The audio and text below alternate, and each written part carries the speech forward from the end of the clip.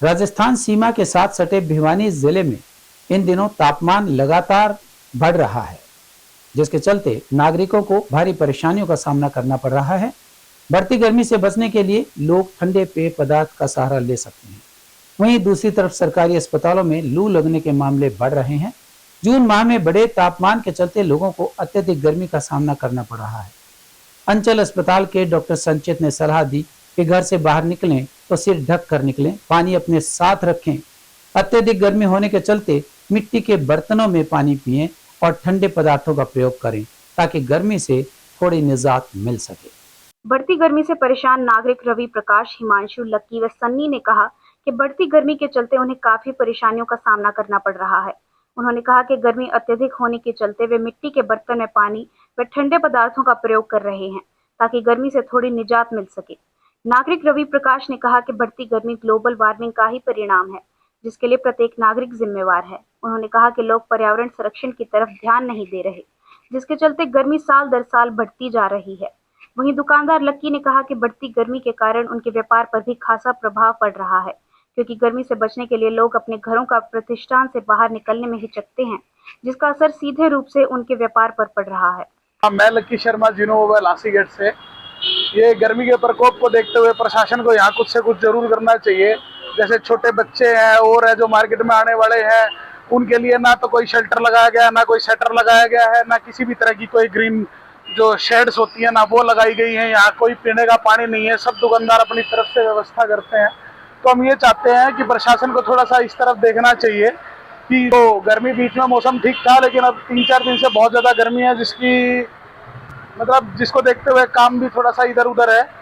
और अगर बात करें जैसे राहगीरों की और की, तो पीने के पानी की व्यवस्था और या किसी भी जैसे कोई वेट कर रहा है किसी का, या कोई ऑटो है, शेल्टर है, किसी भी तरफ का कोई भी प्रशासन से किसी भी तरह की कोई भी मदद नहीं है।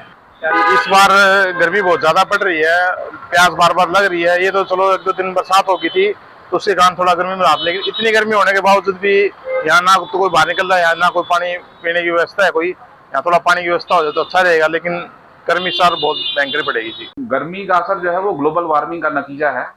हम लोग जो अपने जो पुराने सिस्टम थे उससे अलग हटते जा रहे हैं। एसी का जिस हिसाब से चलन बढ़ गया है और पर्यावरण को हम लोग ध्यान नहीं दे रहे हैं, पेड़ कट रहे हैं, उसका जो है भुगतान अब हम लोग करना शुरू कर दिए हैं। तो इसमें यही कि हम ज़्यादा से ज़्यादा जो है वो हरियाली लेकर के आए और अपनी भौतिक ज़रूरतों को कम करके जो है करें। और ख़ास करके इस गर्मी के मौसम में जो सावधानियां हैं वो बहुत ज़्यादा बरतनी है। जैसे एक होम्योपैथिक की एक दवा आती है ग्लोनाइन, अगर उसका आप सेवन करते हैं ग्लोनाइन का, तो उस दवा से जो है आपको लू लगती भी नहीं है, और लू अगर लगी हो तो भी आप बच सकते हैं। मैं भी उसको लेता हूँ। तो जो बाजार में घूमने वाले लोग हैं, होम्योपैथिक की दवा, वो मैं होम्योपैथिक डॉक्टर नहीं हूँ लेकिन फिर भी मैं लेता हूँ उसको, तो वो फायदेमंद है। मैं डॉक्टर संचित, इंटरनल मेडिसिन स्पेशलिस्ट, अंचल हॉस्पिटल में। देखिए, गर्मी जैसे बढ़ रही है तो गर्मी के लिए सबसे अच्छा है कि आप जो मेन 11 बजे से लेकर 4 बजे तक सबसे ज़्यादा धूप रहती है, तो जितना कम हो सके उतना घर से बाहर निकलें। कोई ज़रूरी काम हो तो ही निकलें। बाकी अपने आप को हाइड्रेट रखें। नींबू पानी हो गया, आपका नॉर्मल पानी हो गया, तो ये सब अपने साथ लेके चलें, जितना हो ये पिएं। और धूप से बचें, अपने सिर पे या तो कपड़ा ढकें या फिर एक कोई छाता अपने साथ लेके चलें कि आपको डायरेक्ट कांटेक्ट ना हो सूरज का। देखिए, खाने के लिए आपको ये है जितना ज़्यादा हो सके बाहर के खाने से बचें। अपने घर में ताज़ा खाना खाएं। रात का बना हुआ खाना सुबह गर्म करके ना खाएं, इससे हमारे को और ज़्यादा परेशानियाँ होती हैं। दूसरा, जो पानी है वो उबाल कर पिएं। अगर जिनके घर में फ़िल्टर है तो ठीक है, जिनके घर नहीं है वो अपना पानी उबाल कर ठंडा कर कर उसको पिएं कि कोई भी कीटाणु का संपर्क हमारे शरीर में ना हो। देखिए, क्योंकि जैसे हमारा पसीना ज़्यादा बहता है इस टाइम, तो हमारे में सोडियम वगैरह ये सब की कमी होने लगती है जो ज़्यादा।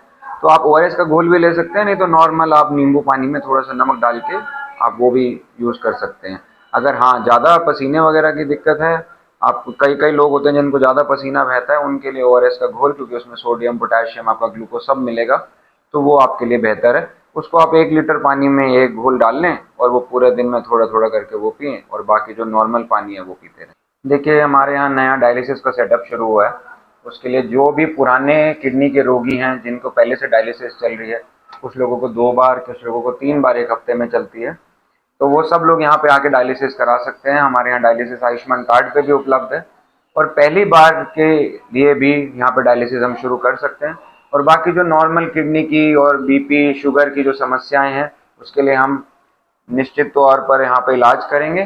फिर भी अगर उसकी जो बीमारी है किडनी खराब होने लग गई है तो उसके लिए हमारे पास दवाइयों से भी यहाँ पे इलाज है, और नहीं अगर दवाइयाँ उस पर काम कर सकती तो हम उसके डायलिसिस भी शुरू कर सकते हैं। और अब चलते चलते बैंक देश की वित्तीय प्रणाली का एक महत्वपूर्ण स्तंभ है जो मौद्रिक नीतियों को लागू करने, मुद्रा प्रबंधन और वित्तीय जागरूकता बढ़ाने जैसे कार्यों के लिए जाना जाता है। हाल ही के वर्षों में आरबीआई ने जनता को साइबर धोखाधड़ी और वित्तीय अपराधों के प्रति जागरूक करने के लिए कई अभियान शुरू किए हैं। इनमें से एक अभियान में बॉलीवुड के महानायक अमिताभ बच्चन की आवाज का उपयोग किया गया है, जिसका उद्देश्य लोगों को साइबर ठगी से बचाने के लिए जागरूक करना है। जब भी हम किसी नंबर पर कॉल करते हैं तो कॉल कनेक्ट होने से पहले अमिताभ बच्चन की आवाज में एक संदेश सुनाई देता है जिसमें साइबर धोखाधड़ी से बचने की सलाह दी जाती है।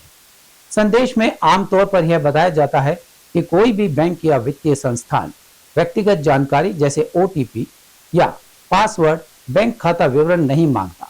साथ ही यह लोगों को संदिग्ध लिंक्स पर क्लिक करने या अनजानी कॉल्स का जवाब देने से मना करता है। लेकिन यह संदेश जो मोबाइल फोन पर कॉलर ट्यून के रूप में बजता है कुछ लोगों के लिए परेशानी का कारण भी बन गया है, क्योंकि यह संदेश हर बार कॉल करने पर बार बार सुनाई देता है, जिससे कुछ उपयोगकर्ताओं को असुविधा होने लगी है। विशेष रूप से वे लोग जो दिन में कई बार कॉल करते हैं, जैसे कि व्यवसायी, पेशेवर या ग्राहक सेवा से जुड़े कर्मचारी, इस संदेश को सुनकर थकान और चिड़चिड़ापन महसूस करने लगे हैं। लोगों की सबसे बड़ी शिकायत यही है कि यह संदेश हर कॉल के साथ दोहराया जाता है। भले ही संदेश महत्वपूर्ण है, लेकिन इसे बार बार सुनना कुछ लोगों के लिए कष्टप्रद हो सकता है। बार बार एक ही संदेश सुनने से कुछ उपयोगकर्ताओं में तनाव व बेचैनी की भावना उत्पन्न हो सकती है। कुछ मामलों में कॉलर ट्यून के कारण कॉल कनेक्ट होने में देरी होती है, जिससे उपभोक्ताओं को लगता है कि उनके कॉल ठीक से काम नहीं कर रही है। आरबीआई ने इस अभियान को लागू करने के लिए टेलीकॉम कंपनियों के साथ साझेदारी की है। जियो, एयरटेल, वोडाफोन, आइडिया जैसी प्रमुख टेलीकॉम कंपनियों ने इस संदेश को अपने नेटवर्क पर कॉलर ट्यून के रूप में लागू किया है। हालांकि टेलीकॉम कंपनियों ने उपयोगकर्ताओं को इस संदेश को बंद करने का कोई विकल्प नहीं दिया है, जिससे असंतोष बढ़ता ही जा रहा है। और अब जाने से पहले एक नजर आज की हेडलाइंस पर। प्राइमरी टीचर्स का 5 दिवसीय प्रशिक्षण कैंप, एक ग्रुप में 45 टीचर्स ले रहे हिस्सा। सरकार द्वारा किसानों के लिए चलाई जा रही योजनाओं से आई समृद्धि।